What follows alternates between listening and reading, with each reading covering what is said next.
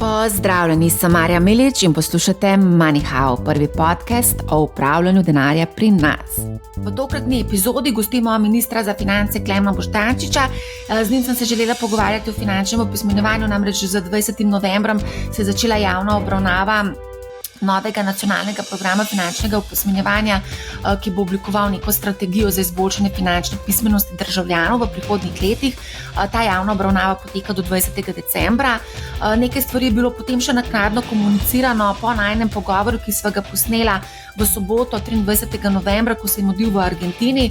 V tem tednu pa smo izvedeli, da pa vendarle prihajajo tudi težko pričakovani individualni naložbeni računi. Kako bo to sicer izgledalo v praksi, je predstavila državna sekretarka Nikolina Prah na dogodku Ljubljanske borze. Ti računi naj bi prišli enkrat konec leta 2025 oziroma leta 2026 v začetku, bili naj bi pa enostavni za uporabo in kar je najbolj pomembno za tudi naše številne poslušalce in gledalce, naj bi bili davčno bolj ugodni. Račun bo po višini vplačil omejen do 100.000 evrov, ob tem, da v prvem letu bo ta omejitev 20.000 evrov in potem se bo vsako leto zviševalo za dodatnih 5.000. Skratka, to je zelo na kratko in zelo na hiter povzetek, o tem bomo seveda še zelo podrobno in poglobljeno govorili. Zdaj pa predlagam, da gremo na epizodo z ministrom. Moram tudi seveda povedati, da so bila časovno zelo omejena, tako da smo se dogovorila, da bova v prihodnje še klepetala. Tako da z veseljem pozdravljam ministra Klemna Boštjančiča, ki je prvič gost v epizodi podcasta MoneyHow. Danes se bomo pogovarjali o finančnem opismenjevanju. Mogoče, če bo dovolj časa, se dotaknemo tudi aktualnih tem. Konec koncev vaše odločitve vplivajo tudi na naš žep. Ampak preden gremo pa v debato, bi pa vsem vam rada nekaj povedala. Odkar se ukvarjam s finančnim opismenjevanjem, to je zdaj že 20 let in sem naredila intervjuje s čisto vsemi ministri do zdaj na to temo, lahko rečem, da je vaše ministrstvo naredilo največ za finančno pismenost doslej. To pa ne pomeni, da smo tam, kjer bi morali biti. Se strinjamo, absolutno. Dober primer poskusa finančnega opismenjevanja je bila definitivno ljudska obveznica, potem je tu še strategija razvoja trga kapitala z individualnimi računi in 22. novembra je bila še objavljena javna obravnava nacionalnega programa finančnega opismenjevanja, ki bo potekala do 20. decembra. Ampak preden greva midva na te tematike, bi vas najprej vprašala, kako vi upravljate svoje premoženje in kako izgleda vaš portfelj investicij. Sebe smatram za relativno konzervativnega vlagatelja, tudi preprosto iz razloga, ker nimam dovolj časa, da bi se aktivno ukvarjal. Verjamem, da če želiš recimo se z aktivno svojim portfeljem ukvarjati, je pač treba slediti vsaj na tedenskem, če ne na dnevnem nivoju dogajanje na trgih in to seveda ne samo pri nas, ampak tudi v tujini. Kot rečeno, ker trenutno za to nimam časa, pravzaprav imam naložbe že nekaj časa razpršene različno, tako da tudi recimo, da nekje padec enega dela premoženja ne vpliva bistveno na vse skupaj, pa na drugi strani tudi rast, recimo en del, manjši del, kar sem tudi že povedal, imam v kriptovalutah v zadnjih mesecu, so te zelo zrasle, tako da se to pozitivno poznam pri vsem skupaj, ampak na koncu ne gre za neke drastične spremembe, ker kot rečeno imam zelo razpršeno to moje premoženje in tudi v osnovi verjamem, da je to pravi način. V osnovi gre pa za to, da se morajo ljudje sami odločiti, kaj želijo, pa predvsem je važno tudi, koliko sredstev, pa katera so tista sredstva, s katerimi razpolagajo. Se pravi, če vas prav razumem, imate delnice slovenske, tudi slovenskih blue chipov, si predstavljam, ne? Ja, drži. Nekaj imam v slovenskih, kot ste omenili, blue chipih, nekaj imam v tujih delnicah, nekaj imam v kriptovalutah, nekaj imam v nepremičninah, tako. Kdaj pa ste prvo naložbo kupili? dolgo nazaj, sploh se ne spomnim. Katera pa je bila? Sigurno 20 let nazaj ali pa 30 let nazaj. V bistvu so bile Petrolove delnice, ki sem jih že davno tudi prodal, tako da jih trenutno nimam. A ste kdaj poslušali Money How? Ja, seveda, absolutno. Poslanstvo Money How je namreč finančno opismenjevanje, neodvisno. Vem in tudi, ne zato, ker danes imamo imelo tale pogovor, zelo, zelo podpiram to, kar delate. V resnici, jaz mislim, da je tudi, ko sem rekel, da se bomo malo pogovarjali o finančnem opismenjevanju danes, v resnici so to vrstni projekti meni ključni za finančno opismenjevanje. Namreč ministrstvo ali pa vlada sama z nekimi dokumenti ne naredi še nič. Gre se preprosto za to, kako pridete do ljudi in v resnici je ravno ta način, kot je tole, pa recimo upam, da lahko še koga drugega omenim, recimo projekt od Financ, Vlagatelj Max, te stvari so meni izjemno blizu. In si želim, da bi tudi to, kar naša vlada dela, ali pa najprej to, kar je v strategiji, to, kar je zdaj v zadnjih tednih, mesecih se dogaja, da se pravzaprav povežemo ravno z tistimi, ki to v praksi delate in jaz mislim, da je to v resnici neka win-win kombinacija. Tako da to je en del smeri, v katero gremo. Ko smo delali epizodo o ljudski obveznici, bila to ena izmed bolj poslušanih epizod, pa vas bom tako vprašala, kaj bi danes naredili drugače oziroma kaj se da izboljšati? Zdaj, če govorimo o ljudski obveznici, pravzaprav kaj dosti drugače ne bi naredili.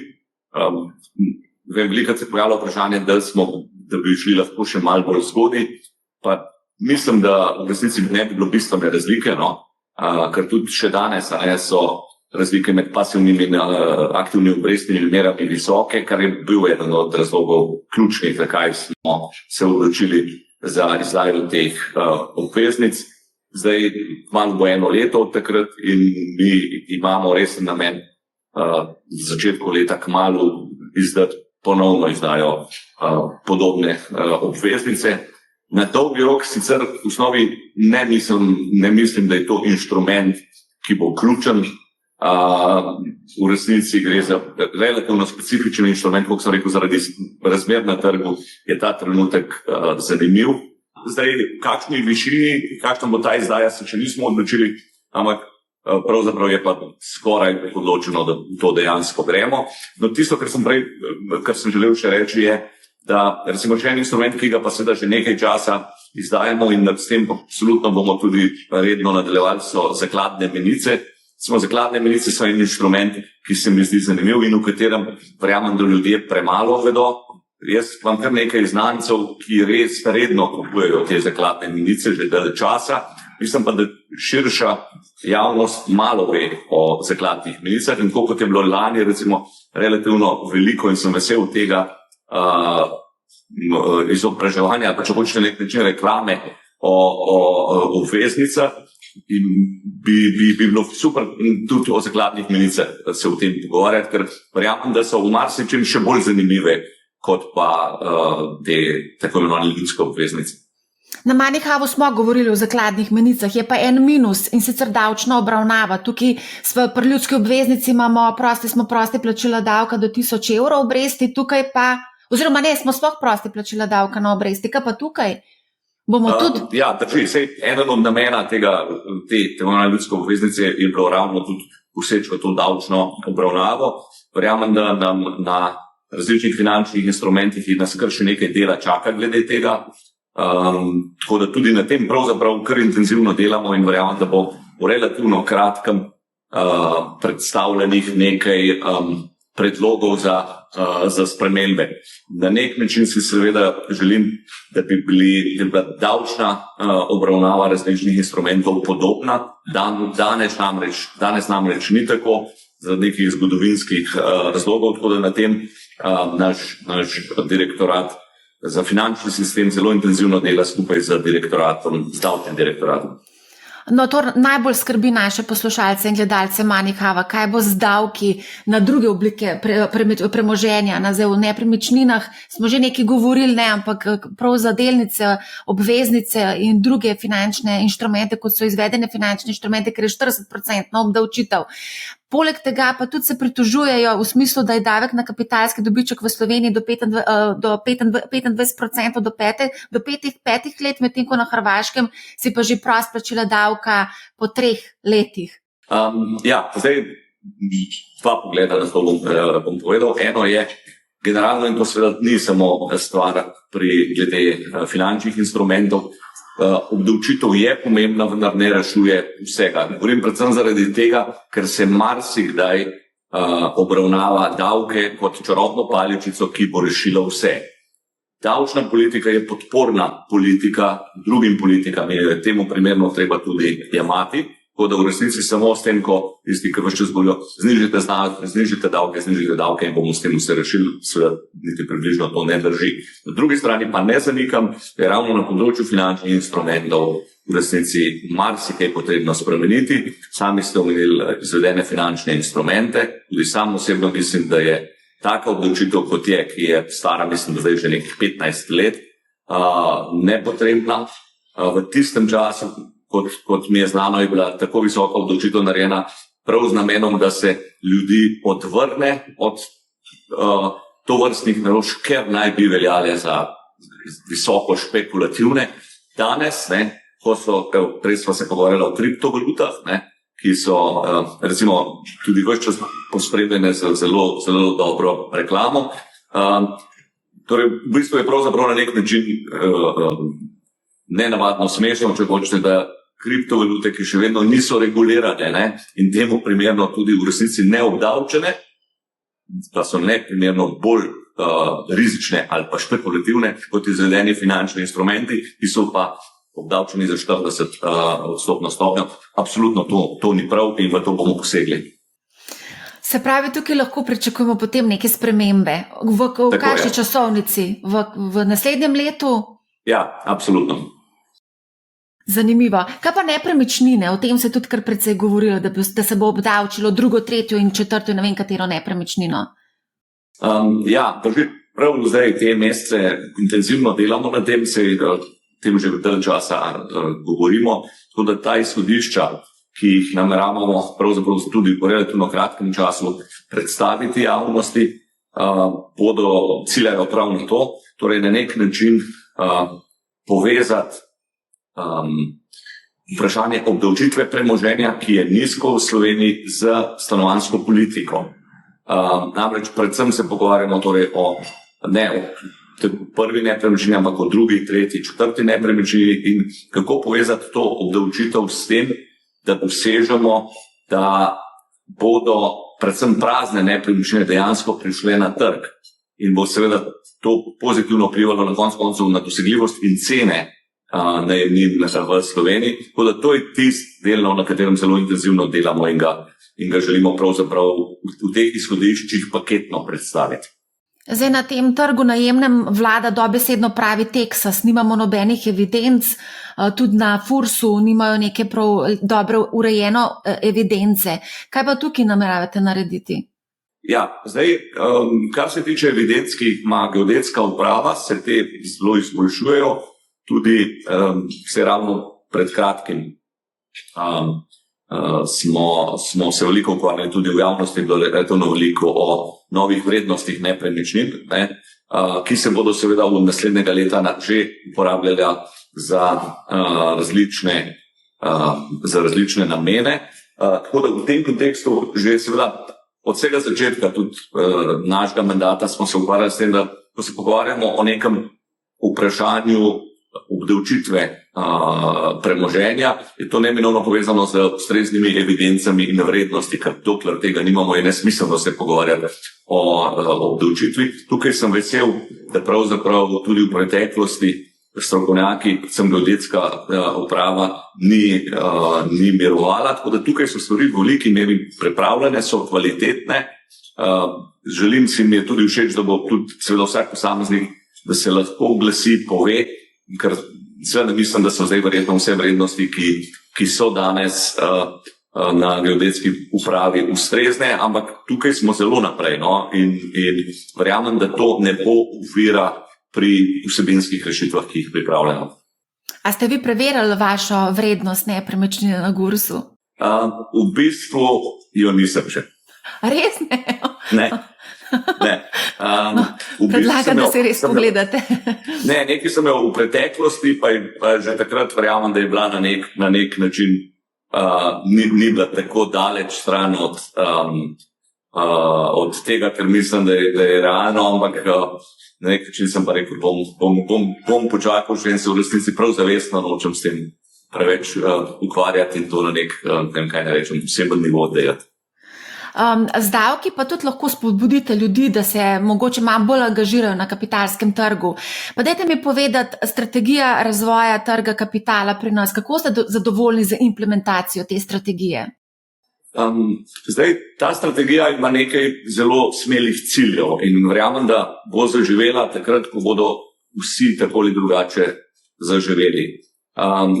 Izjemno pomembna se mi zdi to. V resnici so si te cilje tudi povezani, ni zdaj eden mimo drugega, ampak recimo ta paket, ki pripravljamo zdaj, oziroma ta inštrument individualnih finančnih računov, recimo to je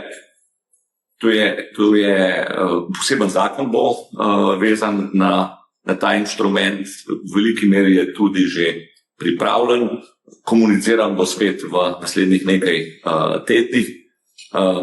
Nekaj malenkosti moramo še rešiti, tako kot običajno imamo seveda pestre pogovore, predvsem tudi znotraj Ministrstva za finance, ampak recimo predvsem ta inštrument se mi zdi zelo zanimiv, tako z vidika, ker v bistvu obravnava na nek način davčno področje, ker na nek način gre za tipičen instrument, s katerim želimo približati kapitalski trg posameznikom in v resnici začeti že tudi z mladimi. No? Tako da to je recimo tipična stvar, ker res verjamem, da gre za eno odlično idejo ali predlog, ker si spet želim, da bo relativno veliko debate v javnosti o tem, predvsem zato, da se bodo ljudje seznanili s tem in posredno, da bo čim večje število ljudi se odločili za to, da bodo pri tem sodelovali, ker ko bodo sodelovali, pravzaprav bodo neminovno morali na nek način se ukvarjati tudi z različnimi oblikami naložbanja, ker je to eden od osnovnih elementov tega predloga, ampak kot sem rekel, ta trenutek še ne bi konkretno o tem govoril, ker bomo o tem zelo, zelo kmalu uradno spregovorili. Zato, ker to ne bi bilo ta predlog novega zakona, ki ne bi to urejal, ne bi sprejet do konca tega leta, če sem prav seznanjena. Zdaj, v državnem zboru bo težko sprejeti do konca letošnjega leta, ker je preprosto postopek malo dalj traja, ampak nekje do konca leta bi pa moral predlog priti ven in verjamem, da tudi recimo da bodo vsi tisti, ki jih to predvsem zanima, tudi recimo vi, da boste to zelo natančno pregledali in da se bomo o tem predvsem pogovarjali. Predvsem si želim, da se potem recimo kakšen mesec, dva prišli intenzivna razprava o tem in da potem dejansko gremo čim prej v državni zbor in to tudi v zakonu. Ja, naše poslušalce dejansko to že zanima, te individualni računi. Sem se pa pogovarjala tudi z Bombačem, Marko Bombač, šef Ljubljanske borze. On tudi pričakuje, da bo z ravno temi individualnimi računi se povečalo zanimanje za investiranje v slovenske blue chipe. Vi pričakujete podobno? Ja, absolutno, ja, to je nujno potrebno. Se veste, da je eden od ciljev ključnih te strategije razvoja trga kapitala je, da iz obrobnega trga, kar smo trenutno definirani kot obrobni trg, pridemo do tako imenovanega emerging marketa.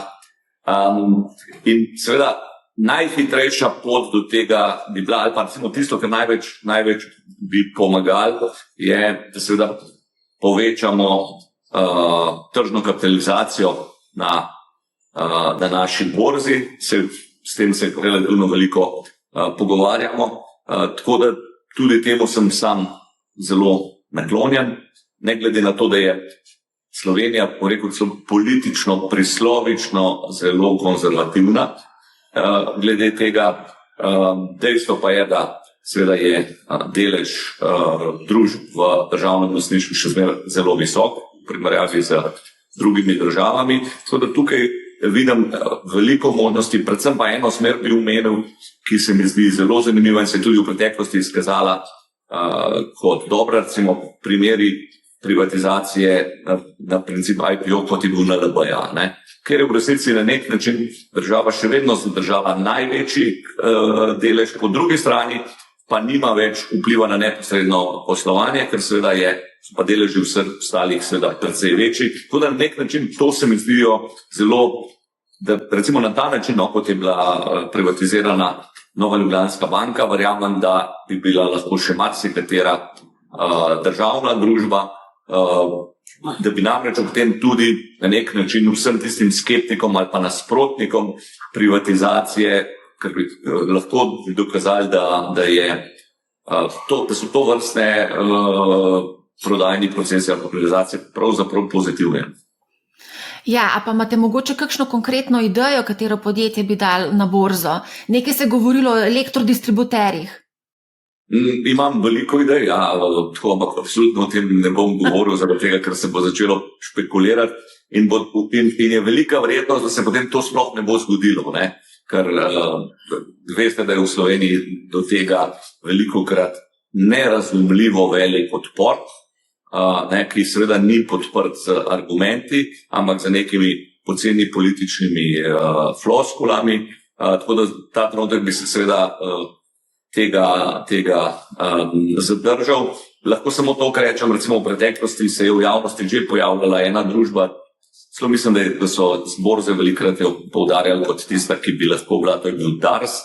Jaz sem večkrat povedal, da Dars se mi ne zdi posebej primerna, zato iz preprostega razloga, ker ima država zaradi funkcije Darsa danes in v prihodnje bo imela zelo velik vpliv na njihovo poslovanje. Tudi če bi bila privatizirana, bo še zmerom ključna vloga države. Zaradi tega verjamem, da to vrstne družbe morda niso najbolj primerne za privatizacijo, ampak marsikakšna druga družba pa je. Omenjali se tudi pošto, naprimer. Ampak dober, v redu. A lahko mogoče sam skočiva še, ne vem, če ste seznanjeni s to borzno zaroko, Ljubljanska borza se povezuje s 6 borzami in z Evropsko banko za obnovo in razvoj. Kako to komentirate?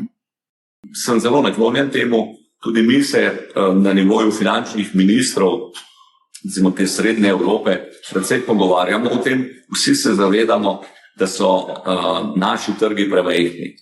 In na drugi strani s tem, da bo vsak svojo politiko izvajal in vsak želel, da lasten trg zraste, preprosto ne bomo uspešni, ker preprosto nimamo dovolj, če hočete, mesa. Tako da v tem je ne samo, da se zelo veliko pogovarjamo, govorimo o državah, kot so seveda Hrvaška, Slovaška, deloma tudi Avstrija, Romunija, Bolgarija in tako naprej. Vsi se tega zavedamo in moramo reči, da je visoka naklonjenost temu, da se začnemo povezovati in da pravzaprav bomo skupaj bistveno močnejši kot vsak posameznik. Tako da v tem kontekstu tudi vidim to dogajanje, kar se Ljubljanske borze tiče in povezovanja, zelo pozitivno, ker verjamem, da je to v interesu tudi Slovenije. Še to vas moramo vprašati vezano, pokojninske družbe nekako si želijo, da bi se zaposlene avtomatsko vključevala v sklade življenjskega cikla z možnostjo opt-out oziroma izstopa na zahtevo. Kako vi to vidite, komentirate? Mislite, da je to dobra ideja? Seveda vsi vemo ali pa poznamo primer Hrvaške, kjer so seveda zaradi njihove zakonodaje pokojninski skladi postali eni največjih vlagateljev pravzaprav v regiji, tudi v Sloveniji. Seveda bom rekel, da spet odvisno iz katere strani gledaš, ima to svoje pluse in minuse. Osebno sem naklonjen, da bi tudi v Sloveniji morali pokojninski skladi odigrati večjo vlogo. Tudi pravzaprav cel svet kaže na to, tako da temu sem naklonjen, bi posebno rekel, da je treba biti previden, pa v veliki meri je to tudi povezano z samo spremembami na pokojninskem področju. Ta trenutek je, se veste, v obravnavi pokojninska reforma, gre za ene velike premike. Del tega seveda bi lahko bil tudi ta drugi, pa morda celo tretji steber. Je pa dejstvo, da je ta osnovna tematika že tako kompleksna, da jo v resnici zavestno ne želimo preveč porivati naprej tega dela še, ker verjamem, da bi se sicer tako zakomplicirali, da bi otežili sprejemanje, ampak absolutno je nek dogovor tudi za socialnimi partnerji, da se ob robu tega intenzivno pogovarjamo in tudi, ko bomo tiste rešitve osnovne pri spremembah pokojninskega sistema tako visoko uskladili, da gremo z njimi naprej, da bomo seveda tudi sporedno začeli bolj intenzivno se pogovarjati na tem področju, ki ste ga omenili. Imam še eno vprašanje vezano na SID banko, ki se tudi prizadeva k razvoju kapitalskega trga. Ne vem, če ste bili na vezi z Borutom Jamnikom. Oni v bistvu tudi načrtujejo oblikovanje družbe za upravljanje, kjer bodo prenesli vse svoje premoženje na to družbo za upravljanje. V kakšnem obsegu želi država recimo podpreti SID banko pri tej nameri? Zdaj, večkrat sem že povedal tudi v preteklosti, da je SID banka izjemno pomembna inštitucija, ki verjamem, da ima ogromno potencijala tudi če primerjamo z drugimi razvojnimi bankami v drugih državah. Tako da verjamem, da bi morala igrati bolj aktivno vlogo. Tako da v tem kontekstu sem zelo zadovoljen, da sedanje vodstvo SID banke se tega zaveda in je zelo ambiciozno. Celo včasih tako, da imamo kar pestre sestanke z Ministrstvom za finance. Glede tega, ampak absolutno to vidim izjemno pozitivno, predvsem to, da SID banka želi zelo aktivno vlogo igrati različnih, tudi recimo tisto, o čemer smo se v zadnjem času veliko pogovarjali na stanovanjskem področju. Ja, tudi ne samo na stanovanjskem, predvsem v teh alternativnih oblikah financiranja, ne vem, različnih podjetij, startupov, imajo sklade tveganega kapitala, sklade zasebnega kapitala, infrastrukturne sklade, zasebni posojilni sklade, tako da so precej aktivni na tem področju tudi, ne? Drži, je pa tudi res, ne, da to področje financiranje raznih alternativnih investicij, pa že v začetek alternativnih investicijskih skladov. Kot prvo, verjamem, da je v Sloveniji to okolje zelo profesionalno. Namreč kar nekaj upravljalcev skladov imamo, ki so na zelo visokem nivoju, tudi veliko teh ljudi je bilo šolanih v tujini in znajo delati, poznam njihov način dela, tako da sem zelo pozitiven in imajo pa težave seveda dobiti dovolj kapitala, spet na eni strani zaradi prislovično konzervativnih slovenskih vlagateljev, kar se začne tako pri recimo zavarovalnicah, v resnici pri slovenskih institucionalnih vlagateljih. Tako da na nek način se tudi mi predvsej trudimo v tem, da bi te institucionalni vlagatelji, ali so to zavarovalnice, banke, pokojninski skladi, tudi neke družbe več vlagale v slovenske sklade, ne pa v tuje.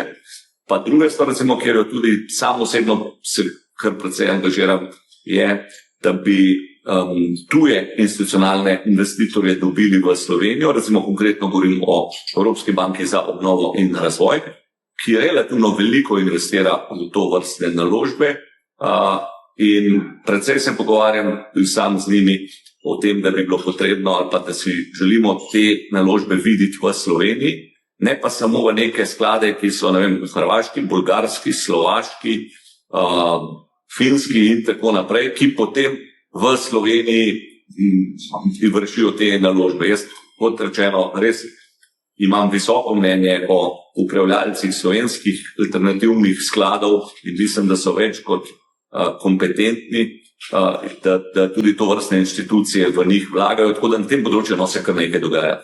Ja, se strinjam. Bi pa vseeno večkrat se vrnila nazaj na SID banko, ko ste rekel, da se angažira tudi predvsem na stanovanjskem področju. Kaj konkretno ste tukaj mislili? Zdaj, kot veste, že nekaj časa se vlada naša, je pa to razdeljeno seveda v osnovi pristojnost Ministrstva za solidarno prihodnost. Eno od strateških ciljev je pač pospešati stanovanjsko politiko, konkretno predvsem povečati nabor teh javnih najemniških stanovanj, ki bodo na voljo po ugodni ceni ali pa po ugodnih najemninah. Tako da se bodo predvsem mladi lahko za štart za nekaj let privoščili tako stanovanje in da bo najemnina tako nizka, da bodo zraven lahko seveda še varčevali za to, da bodo nekoci kupili svoje stanovanje. Tako da v tem kontekstu se veliko dogaja, nas čaka še nekaj dela, predvsem usklajevanja med dvemi ministrstvi, to je Ministrstvo za solidarno prihodnost in Ministrstvo za finance, ampak znotraj tega tudi SID banka želi igrati zelo aktivno vlogo in to podpira. No, super. Zdaj pa hitiva naprej, greva skočiti na začele se je javna obravnava novega nacionalnega programa finančnega opismenjevanja. Kakšni so cilji in ali bo postalo finančno opismenjevanje del obveznega učnega načrta za osnovne in srednje šole? Jaz sem večkrat povedal, da si to izjemno želim. Bil sem tudi na začetku precej neprijetno presenečen, ker smo že leta 2022, ko sem to nekajkrat omenil, ker seveda sem na nek način dobil kakšen udarec iz strani, pa to je bil skrit predvsem o tem, da to pa gre za strokovno vprašanje, ki se ne smejo politiki z njim ukvarjati. In potem seveda sem jaz naprej raziskoval o tem, kdo pa so ti strokovnjaki, ki pa si to, in to so vedno ljudje v nekih zavodih, ki se s tem že leta in leta ukvarjajo. Temu izrazito oporekam, ne stroki kot taki, ampak predvsem dve področji, da ne bom preveč dolgo vezal, sta taki, v katerih ne dvomim, vam tudi vrsto argumentov, zakaj mislim, da je to nujno postati del obveznega izobraževanja. Eno je finančno opismenjevanje, drugo je pa digitalizacija. V resnici gre v veliki meri tudi eno z drugim skupaj, ker je skozi bolj povezano. Finančni instrumenti, a pa to, kar danes na trgu, je pravzaprav vse povezano z digitalizacijo in skozi bolj bo. Tako da glede tega sem zelo glasen. V tem tednu sva imela z novim ministrom za šolstvo debato prav o tem. In glede tega lahko samo zagotavljam, da bo Ministrstvo za finance izjemno tečno, skupaj z Ministrstvom za digitalizacijo, za to področje digitalizacije. Tako da jaz se tukaj absolutno ne bomo ustavili in želimo slišati resne argumente, zdaj jih nisem, zakaj to ne je bilo, ampak generalno vse moram reči, da je na tem nivoju politike vlade naklonjenosti, tudi nov minister je temu zelo naklonjen. Ja, nov minister prihaja iz Zavoda za šolstvo in tam so dejansko v zadnjih 10 letih kar precej blokirali. V bistvu ena oseba, če smo čisto konkretni, ki jo tudi jaz poznam. A lahko greva mogoče še skočva na aktualno tematiko Donald Trump, izvolitev Trumpa, na eni strani liberalizacija trga, pri njih ščiti lokalne njihovo podjetje, na eni strani potem Kitajci, na drugi strani nas bombardirajo oziroma želijo z raznimi carinami nekako nas, kako bi rekla, udariti, ne? Tudi Trump. Kako bo, kje je Slovenija, kje je tukaj Evropa, kako se pripraviti na vse to? Jaz bi rekel, da to dogajanje, ki je globalno v zadnjih letih in seveda ga ne vidim kot pozitivno, vidim ga negativno, je posledica zgrešenih politik v preteklosti. In to verjamem, da zgrešenih politik Evrope in tudi ZDA.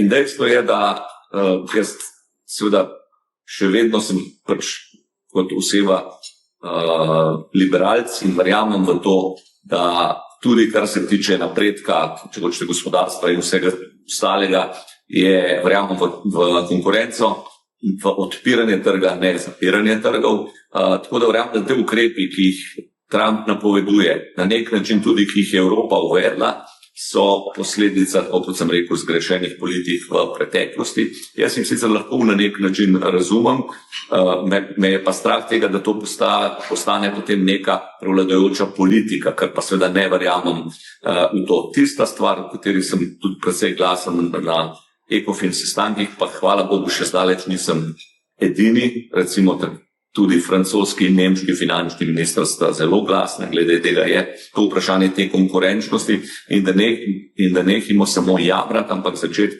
na nivoju Evropske komisije spreminjati politike.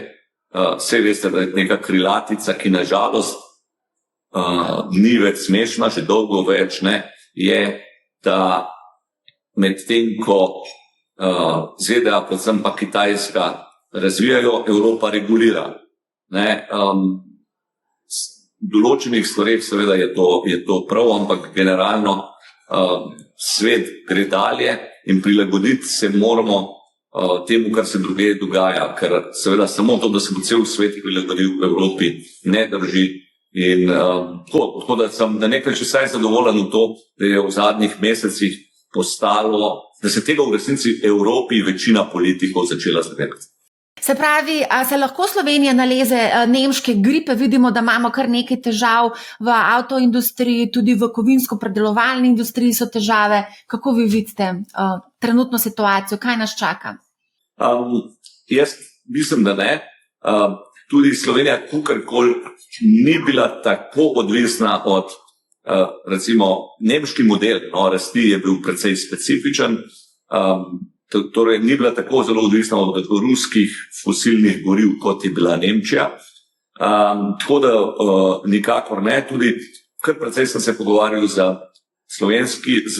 deli slovenske avtomobilske industrije, ki je zelo propulzivna, išče trge izven Evrope. In tukaj ne govorim samo o Kitajski, mimogrede, jaz v osnovi ne verjamem prav veliko v to, da bi bil slovensko avtomobilsko industrijo, da je pravilna usmeritev na kitajski trg. To niti približno ne verjamem. Je pa na druge trge.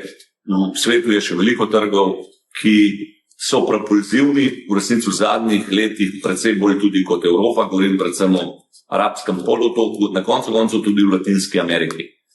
In recimo, da je to tisti del, kamor mislim, da bi se morala naša industrija usmeriti in kjer jim mora tudi vlada nuditi vso ustrezno podporo. Samo še za konec, kaj svetujete malim vlagateljem v Sloveniji? Kaj jim priporočate, svetujete karkoli? V bistvu jim svetujem, da čim več poslušajo oddaje, kot je vaša. In da čim več berejo stvari, ker v resnici stvari niso tako zapletene, kot se zdijo. Predvsem se mi zdi pa pomembno, še ena stvar. Velikrat, ko govorimo o malih vlagateljih, tudi sam, tudi mene ste to vprašali v tem smislu, kako vzgajaš svoje otroke, da bodo postali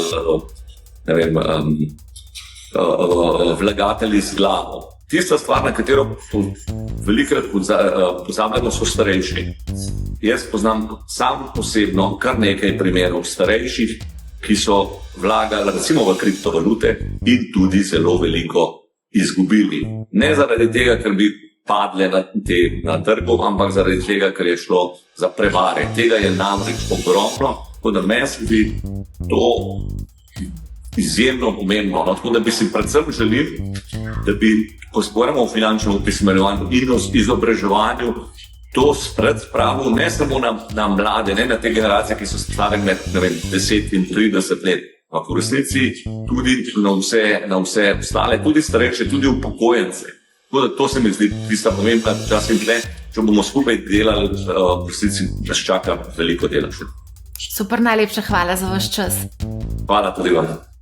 Upam, da vam je bila epizoda všeč. Spremljajte nas na naši spletni strani money-how.si. Tam objavljamo vse novosti, ki jih pripravljamo. Prav tako pa te novosti najdete tudi na našem Discordu MoneyHow.